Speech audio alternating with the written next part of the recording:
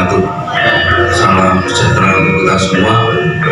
Dan yang mau saya sampaikan bukan pertanyaan tapi sekedar sharing saja. Kenapa saya masuk di dalam JKM? Awalnya saya juga bukan relawan, juga bukan, tapi untuk langkah air, karena rumah saya kan di pinggir kali Progo.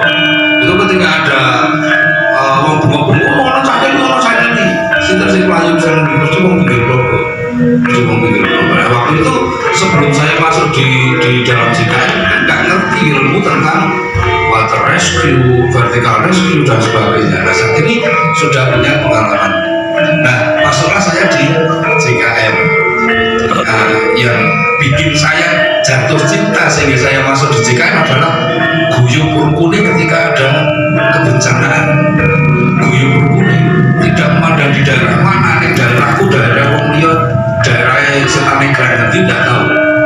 Itu kemudian saya masuk, begitu saya nembung, saya Pak saya mau masuk KTP terus. Jadi secara resmi juga di pembukuan JKM ada nama saya.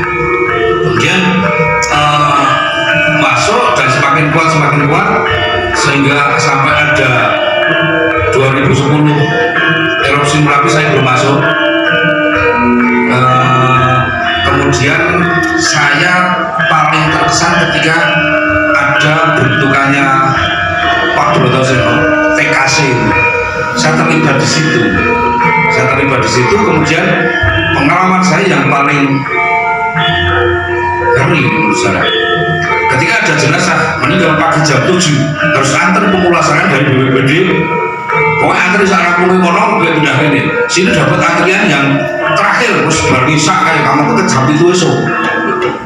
Maaf, saya memang tokoh agama sehingga saya diminta oleh keluarga buat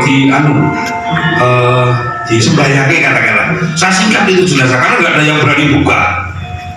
Itu jenazah itu sepuh, daging entek, keluyuk semut gini itu, kebuah badan itu, paling ngeri itu. Nah, setelah itu tim pemulasaran dari BPBD baru datang. Masih bingung, berhitung aku ya orang buka nyembayake bari kurang, makanya urusan penjenengan gitu bareng-bareng. Saya tidak punya ada rasa takut sedikit pun ketika itu jenazah terpapar COVID karena sudah dengan APD lengkap. Nah, setelah itu pemulasaran ternyata ketika niatan kita itu memang baik, ketika niatan kita memang tulus, Tuhan pasti senantiasa melindungi. Seperti itu. Sampai berkali-kali banyak ini kawan-kawan TKC Sendang Agung dan Lurah Sendang Agung, terus kok, ono paket itu, nek rano ya, kok rano persiapan. Itu seperti yang dikatakan beliau Bapak Brotoseno bahwa ada semacam kerinduan ketika kita berbuat baik. Nah, malam hari ini saya begitu dikuatkan oleh Pak Brotoseno bukan karena asuhnya, bukan saya bukan tapi karena memang beliau sosok yang saya anggap walaupun ini kali pertama saya berjumpa beliau. Lama itu Pak Peter ini konco-konco sudah nyebayang kita tidak menolong kayak omong ini sudah ngeridu. Terima kasih sekali penguatan untuk rekan-rekan malam hari ini Pak Brotoseno dan senantiasa disupport kami yang ada di pinggiran Kabupaten Sleman paling ujung, bahkan dikatakan bahwa ini adalah bokongnya Sleman, untuk selalu siaga dan berbuat tanpa pamrih. Seperti itu ketika Pak Penewu baru rawuh, yang baru itu rawuh sambut oleh Putih Beliung yang mana di Kapanewon Minggir itu titik terbanyak rumah tertimpa pohon dan sebagainya. Kemudian pokoknya aku lali datanya. Betul perlu jadi gini Pak gini kata dulu. Dan sekali lagi terima kasih untuk Pak Brotoseno dan harapan kami Pak Brotoseno yang sebagai Komandan Besar DIY ya paling tidak nanti ketika kami duwe keluhan apapun, oh ya ingin ini, harapan kami seperti itu, Pak Legowo. Jadi nanti kawan-kawan juga akan semakin, pokoknya semakin jadi relawan, dan saya juga tidak berharap untuk jadi tukang besak yang nanti setiap Rebu sowan ke dalam panjenengan, karena mesti orang langsung menawingan. Matur nuwun. Jadi gini Bapak Iswana dulu kan? Saya 51. Oh, 13 tahun lebih tua saya. Jadi gini, harus tetap siaga. Sardiye itu tidak percaya kepada yang namanya, istilahnya ya, bukan manusianya, destana, desa tanggap, desa tangguh bencana. Tidak percaya. Kita hanya percaya kepada desa siaga bencana.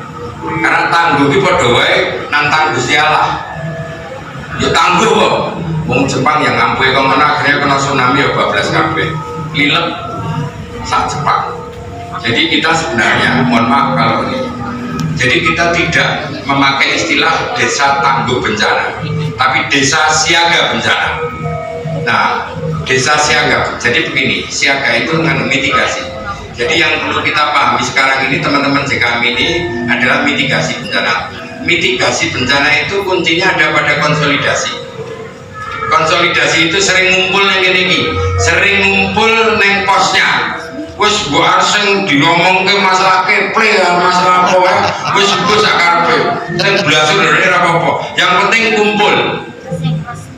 Itu konsolidasi. Nah, target dari konsolidasi itu apa? Zero accident.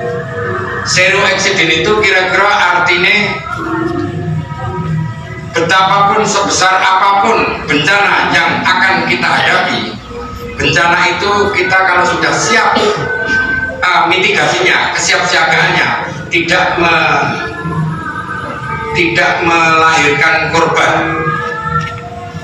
Jadi ojo nganti ono korban manusia, jangan ada korban binatang dan sebagainya. Karena apa? Karena kita sudah kuat mitigasinya. Nah, saya mau sampaikan kepada teman-teman. Jadi saya itu beberapa hari engkel-engkelan karo Mas Legowo. Saya baru kali ini ditakoni nomor rekening karena saya mau dikasih honor ngomong niki.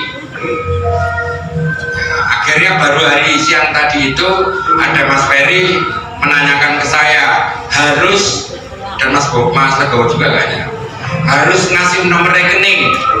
Saya tadi sudah tanda tangan di situ, aku kurang ngerti apa 280 juta apa pira-pira mudeng kan? Nggak mudeng, karena saya tidak pernah menerima seperti itu. Tetapi ini mungkin pemerintah kudu ngekei.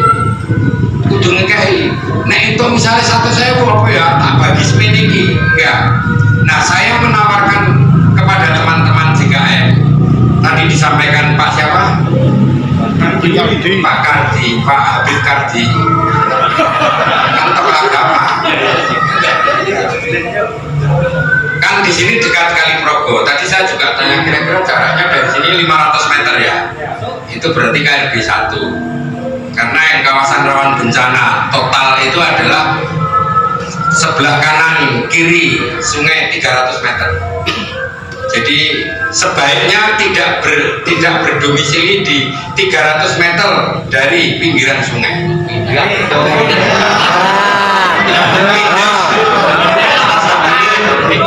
Sudah sarkem. Mesti langsung aku mau pindah sarkem.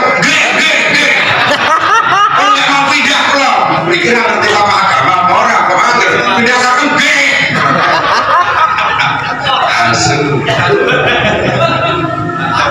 Nah, karena di sini dekat sungai, maka kalau seandainya teman-teman itu bersedia, SARDIY siap diundang kemari untuk memberikan deklar 1 PPGD, pertolongan pertama gawat darurat. Karena itu tidak hanya untuk sungai, untuk setiap hari ketika misalnya ada tetangga apa dan sebagainya, itu kita bisa menolong nolong pertama PPPK lah ya. Jadi kita bikin diklat, anggotanya berapa Mas Joko? Berapa? 125. Nah kalau bisa datang 125 apa? Tapi sebenarnya per komunitas itu cukup 10 sampai 50 orang. Nah kalau bisa 50 orang ya bagus. Jadi ngerti PPGD KB. Dilalah kenarapan kono tabrakan. Nah kalau sudah kita dapat diklat PPGD tadi, iso aku nulung iku kudu kepiye? Paham? Nah saya tawarkan itu, pokoknya gratis, orang bayar. Nanti perlengkapannya, peralatannya kita akan bawa sendiri. Pokoknya gratis, tis orang bayar, neneng sarkem mesti bayar. Kulino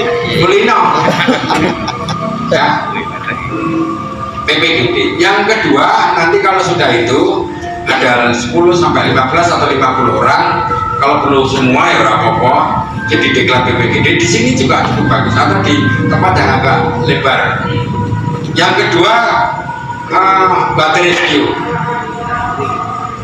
rescue. Jadi pertolongan laka air. Nah, karena saya tadi sudah dikasih honor, ya tak? Maka honornya saya sumbang teman-teman JKM itu 10 pelampung.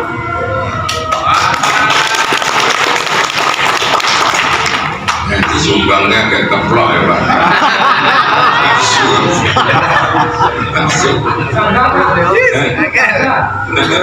Pokoknya saya sumbang. Itu udah nganu pemerintah loh ini. Ini APBS ini. Murni APBS. Pokoknya saya kira-kira kira-kira ya maksimal 2 minggu lah.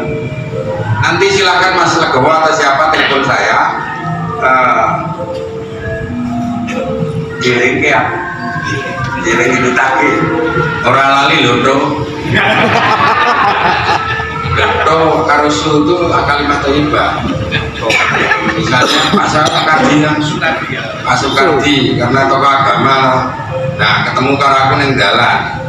Assalamualaikum, langsung saja. Waalaikumsalam warahmatullahi wabarakatuh. Allahumma sholli ala sayyidina. Itu kalimat thayyibah. Akan gagal menjadi kalimat thayyibah ketika saya assalamualaikum Pak Kardi jawab waalaikumsalam, tapi neng atine Pak Kardi wah bojone jeneng rada ayu kayaknya. Iki asu nek. Asu tenan kuwi. Gagal. Tapi beda Pak Kardi. Karena kita sudah ketemu, belum tahu ketemu pisan dekat ketok penak neng dalam ketemu aku. Tuh Pak Kardi tak urui. Toh kayak gitu. Pak Kardi langsung jawab, aneh pasar su. Tapi antara to dan su tadi, kalau dilatar belakangi dengan rasa cinta kasih yang dalam, justru berhasil menjadi kalimat thayyibah. Ini pengetahuan yang bagus untuk Pak Babin Kamtipmas. Jadi nanti pelajaran baru nanti disampaikan ke Mas Wando.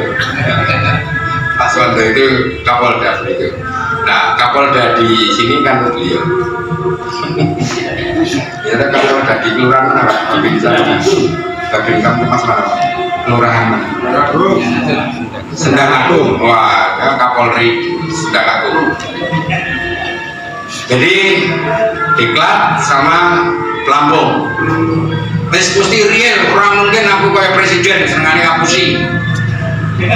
Nah ini mesti real, mesti tak bantu tenan. Murah kok ada, duit ini kok bringos, dikeron mukul. Ada yang lain? Bisa begini saya gaya nanti. Monggo Mas Kiai nun diganti.